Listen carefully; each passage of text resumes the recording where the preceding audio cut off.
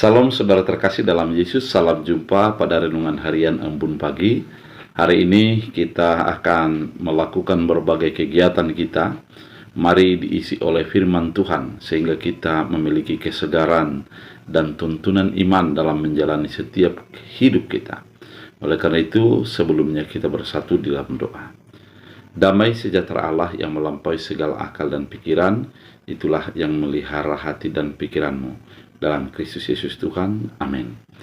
Saudara terkasih, firman Tuhan untuk kita pada hari ini diambil dari Mika 5 ayat 4. Dalam bahasa Batak Angkola dikatakan, Taluhonon ni lahima ansur dohot luat ni sinimrot marhitego podang.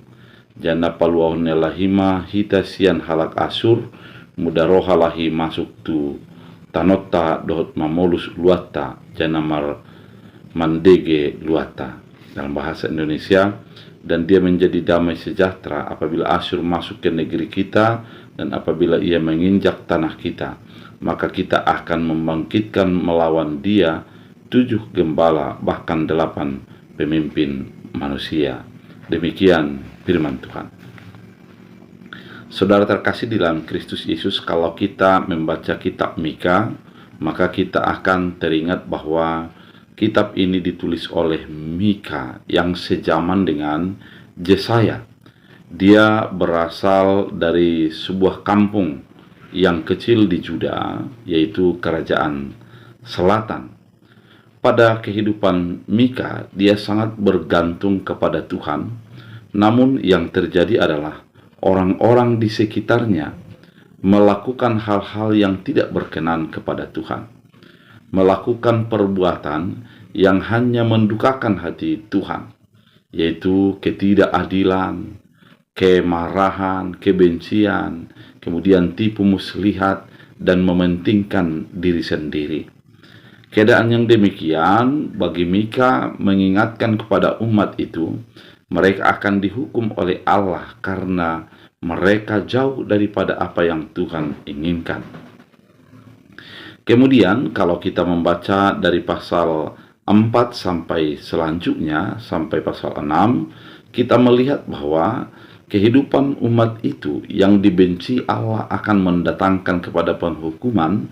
Namun pada pasal 4 sampai 6 dikatakan bahwa akan ada Mesias yang akan datang yang menyelamatkan umat itu dari ketertindasan, dari hukuman, dari penjajahan Asyur dan penjajahan yang dibolehkan Tuhan terjadi bagi umat pada saat itu. Ketika kita membaca ayat harian hari ini, maka kita lihat bahwa Mesias itu adalah sumber damai sejahtera bagi umat itu. Di dalam kesengsaraan mereka, di dalam kesedihan yang mereka alami, maka Mika mengatakan bahwa akan ada sumber damai sejahtera, yaitu Mesias. Ketika mereka dekat dengan Tuhan, mereka menjadi mengandalkan Tuhan, maka itu akan menjadi menumbuhkan damai sejahtera bagi kehidupan mereka. Tidak lagi mengutamakan tipu muslihat, membelokkan keadilan, dan berbuat yang sesuka hatinya, namun menjadi orang yang selalu mendahulukan Tuhan. Maka pada saat itu Tuhan akan datang sebagai Mesias yang menyelamatkan, membebaskan umat itu dari ketertindasan, dari pembuangan yang dilakukan oleh bangsa-bangsa lain kepada mereka. Oleh karena itu, saudara terkasih di dalam Kristus Yesus, firman Tuhan kali ini juga mengingatkan kepada kita bahwa ketika kita menjadi hidup di dalam mengandalkan diri sendiri, ketika kita membengkokkan keadilan, tidak suka dengan kebaikan, maka pada saat itu akan datang penghukuman kepada Tuhan, dari Tuhan. Penghukuman itu akan mendatangkan kesengsaraan. Namun sekaligus diingatkan, ketika kita berubah hati, merubah pikiran dan perbuatan kita menjadi dekat dengan Allah, di sanalah Allah menyutuhkan perannya untuk menjadi menyelamatkan, membebaskan, dan mengeluarkan kita dari berbagai belenggu-belenggu yang terjadi. Dia akan memberikan damai sejahtera. Damai sejahtera merupakan anugerah yang luar biasa dari Allah, dalam kehidupan kita, sehingga kita hidup selalu berkenan kepada Tuhan. Saudara terkasih, mari lakukan apa yang Tuhan inginkan. Mari selalu sujud di dalam kaki Tuhan, sehingga kita akan beroleh damai sejahteranya. Biar firman Tuhan menjadi penuntun bagi kita untuk semakin dekat dengan Tuhan. Kita berdoa.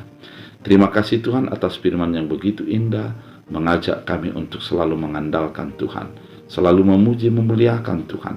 Ajari kami pelaku firman, yaitu yang selalu melihat kemuliaan Tuhan dalam hidup kami. Terima kasih Bapa, dalam Kristus Yesus. Amin. Tuhan Yesus memberkati.